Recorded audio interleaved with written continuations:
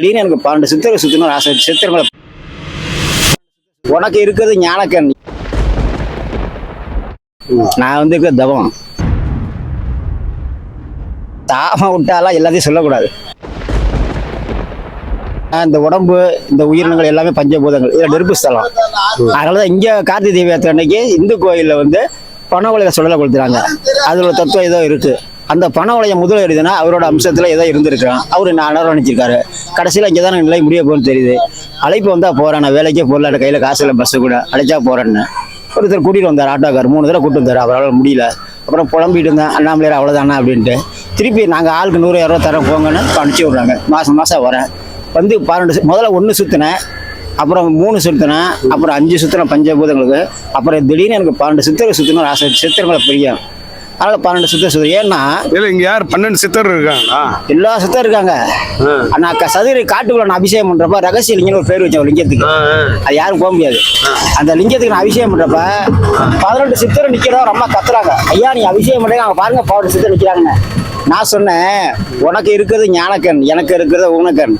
இன்னைக்கு அபிஷேகம் பண்ணி வேலையை பாருன்னு நான் அவர் சொல்றாரு இருக்கு. அதை என் கண்ணுக்கு தெரியல, நான் பொய் சொல்ல மாட்டேன். ஐயா இப்ப கிரிவலத்துல வந்து இப்ப திருவண்ணாமலையில வந்து எப்பாவது உங்க அவமானப்படுத்தி இருக்காங்களா, அசிங்கப்படுத்தி இருக்காங்களா யாராவது? நிறைய செஞ்சிருக்காங்க, நிறைய செய்வாங்க.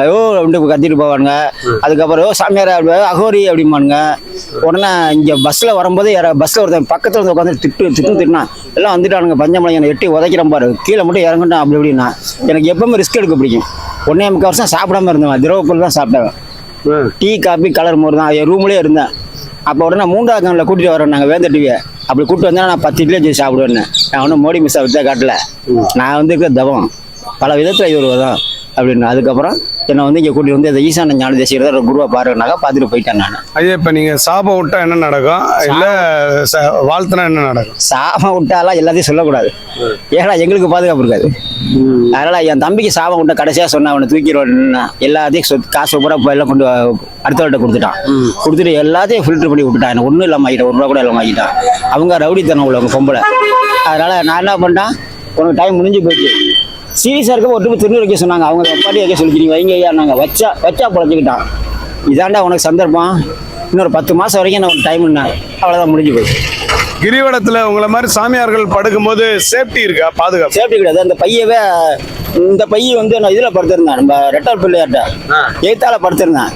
அவர் என்ன பண்ணா, ஒருத்தன் 7 மணிக்கு காலையில் நான் படுத்தது 5:30 மணி தான். சரி 1 மணி நேரம் படுப்பான், திருப்பி சுற்றலான்னு பார்த்தேன். இந்த பைய அப்படி லைட்டாக இழுத்தான். அதை நான் முடிச்சேன். என்னையா அப்படின்னா, என்ன பார்க்குறேன்னா, ஏன் வம்பு, நம்ம அதில் கான்சன்ட்ரேஷனை கொண்டு போயிட்டோம்னா இதில் பாவம் விழுந்துடும். நம்ம அடித்தா கூட பாவம்.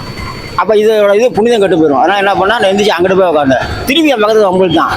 நான் என்ன செய்ய நினைக்கிறேனோ அதை ஈசன் செய்வார். மனிதன் தண்டனை கொடுத்தா சாதாரணம், கடவுள் தண்டனை கொடுத்தா காலத்துக்கு மறக்க முடியாது. அது இல்லாமல் படிப்பாங்க, நாங்கள் மனுஷர் கொடுத்தோன்னா எனக்கு சேரும், அவங்க கொடுத்தானா படிப்பாங்க என்ன சேராது அப்படின்னு போயிட்டேன். போகும்போது ஒரு திட்டம் அங்கே கை வச்சு நிற்பார். அடுத்த ட்ரிப்பு பாரு என்ன செய்ய நினைக்கிறோன்னா, அடுத்த ட்ரிப்பு ஒரு நடக்கண்டு போயிட்டேன். அடுத்த ட்ரிப்பு வந்து இறங்கினே சொன்னார், உங்களை மாதிரியே ஒரு பையை பிடிச்சி இழுத்தான், மூஞ்சா குத்துனார். நான் தான் அன்றைக்கே சொன்னேன், நான் விலகி போகிறேன் கிட்ட வந்தேன். அது மாதிரி ஒரு பையை பிடிச்சி இழுக்கிறாப்ல. ஐயோ ஒன்றும் இல்லையா, இங்கேயும் அந்த மாதிரிலாம் பண்ணுறாங்களா? சரி எல்லாம் செய்கிறாங்க. அதனாலதான் நான் யார்ட்டையும் தனித்து போறது, யார்ட்டையும் உட்கார்றது இல்லை. ஏன்னா கிட்ட போனோன்னே இருக்கான்னு கேட்குறாங்க. இல்லை புதுசாக ஒரு ஆள் வந்து படுத்துறாருன்னா வந்து அவங்கள நோண்டுறாங்களா? இல்லை அந்த அளவுக்கு யாரும் செய்யல, அதெல்லாம் ஒன்றும் செய்யல. அவங்க பாட்டு ஒரு இடத்துல படுத்துக்கிறாங்க. சரி இங்கே டார்ச்சர் கொடுக்குறாங்களா, வேற இடத்துல படுத்துக்கிறாங்க. உங்களுக்கு சாப்பாடு எல்லாமே வருதா? சாப்பாடு நான் வந்து சருகரி மகாலிங்கம் முழுசா நம்புறேங்க. சருகரி மகாலிங்கம் அந்த ரகசியங்கன்னு பேர் வச்சேன் பார்த்தீங்களா. எனக்கு எப்போ சிக்கல் வந்தாலும் அவர் நினைப்பேன், ஐயா ரகசியங்க ஐயா, பசிக்குது ஐயா. ஏன்னா திருச்சியில் ஒருத்தர் வாளி வச்சுட்டு சுற்றிட்டு இருக்காரு. அவர் வீட்டை விட்டு வந்துட்டாரு, ஆனால் எப்படி கிடைக்குன்னு தெரியல. அழுதாராம். அப்போ ஒருத்தர் வந்து சின்ன பண்ணாரு, லிங்கத்திலேருந்து ஒருத்தர் வந்த மாதிரி இருந்துச்சான். ஏன் அழுகுறனாரா, பசிக்குன்னாரா. உனக்குன்னு பசிக்குன்னு கேட்டால் எப்படியா கிடைக்கும், எனக்குன்னு கேள்வி லிங்கத்தை காமிச்சிட்டு போயிட்டாரான். அது வந்து ஈஸ்வரனுக்கு பசிக்குது, சிவாவுக்கு பசிக்குதுன்னா வந்துருமா எதாக இருந்தாலும். உங்களுக்கு அந்த மாதிரி எப்போ பசி தாகம் எடுக்கும்போது தானாக வந்தது உண்டு? எனக்கு வந்து என்ன ஓப்பனாக சொல்ல போனால் கோலா உண்டை சாப்பிடணும்னு ஆசை. அந்த பருப்பு உண்டை நான் செய்வோம். 33 வருஷம் ஆச்சு. வீடியோ செய்யறது தண்ணி எதுவும் கிடையாது, கல்யாணம் பண்ணிக்க கிடையாது, சுத்த செய்வோம். நான் அது மாதிரி கோலா உண்டை அந்த பருப்பு உண்டை சாப்பிடணும் ஒரு ஆசை. வந்து காவிரி பாலத்தில் உட்காந்து சரியான வெயில்ல கரெக்டாக ஒருத்தர் வந்தார். என்ன சாப்பாடு பசிக்குது ஐயா அப்படின்னா கொண்டாந்து கொடுத்தாரு. சாப்பிட்டு அதில் பார்த்தா சின்னதாக 7 இருந்துச்சு. இது மாதிரி ஆன்மீகத்தில் உணர்றது நிறையா இருக்குது. அதை நம்ம உணர்றது லேட்டு. இப்போ நானே வந்து சில லேட்டாக போகணும், சீக்கிரம் பார்த்து லேட்டாக போவேன். ஆனால் அது ஒரு எனக்கு பெனிஃபிட் இருக்கும். இப்போ இங்கே வந்து நீங்கள் சிவனை பார்த்தீங்களா? என் கூட சிவன் 3 தடவை இருந்ததா ஒரு அருள் வாக்க சொன்னார் ஸ்ரீரங்கத்தில். அது ஏன்னா ஒரு ட்ரிப் உணர்ந்தேன் எப்படின்னு கேட்டிங்கன்னா, என் கூட ஒரு பெரியவர் வந்து சதவீதம் நிறைய அனுபவம் என் கூட வந்தார். ஐயா எனக்கு தெரியாது சுற்றி காட்டினாரு. நான் தெரிஞ்ச எல்லாம் சுற்றியெல்லாம் காமிச்சிட்டு படுத்துருக்கப்ப சுந்தரமூர்த்தி மகாலிக்கு எதிர்த்தால படுத்தோம். ஐயா லிங்கத்துக்கு நம்ம பார்த்துட்டு படுத்துருப்போம், காலையில் என்னை எந்திரிக்கலாம் அப்படின்னு. என்னை விட்டுட்டு போயிடாதப்பா, வயசானவன், நான் விடமாட்டேன் சாமி, சதுரகிரியை பொறுத்த வரைக்கும் யார் முடியலன்னு சொன்னாலும் கீழே கொண்டு விடுவேன் அப்படின்னு. சரி சொல்லிட்டே இருந்தேன். நல்லா தெரியும் ஒரு ரூட்டை கொடுத்துட்டு போகிறாரு சாமின்ட்டு. அப்படி படுத்துட்டே தான் ஒரு கண்ணு அசைச்சு பார்த்தா ஆளை காணும். விடிய உட்காந்து தவம் பண்ணிட்டு தான் ஆளை காணும். அப்போ வந்தவர் சிவன் தான். அவர் என்ன 3 தடவை வந்திருக்காங்க. அது மாதிரி அம்மன் அதிகம் வந்துருக்குன்னு சொல்லிருக்காங்க. அது நம்ம மீனாட்சி சுந்தரேஸ்வரர் உணர்ந்தேன் திருவண்ணாமலையில் உட்காந்து மீனாட்சி சுந்தரேஸ்வரர் தவம் பண்ணிகிட்டே இருந்தேன். அப்போ வந்து ஒரு அம்மா என்ன பண்ணாங்க, அங்கேருந்து வந்தாங்க. இந்த காலத்தில் யார் தவம் அப்படி பண்ணுவாங்கன்னாங்க.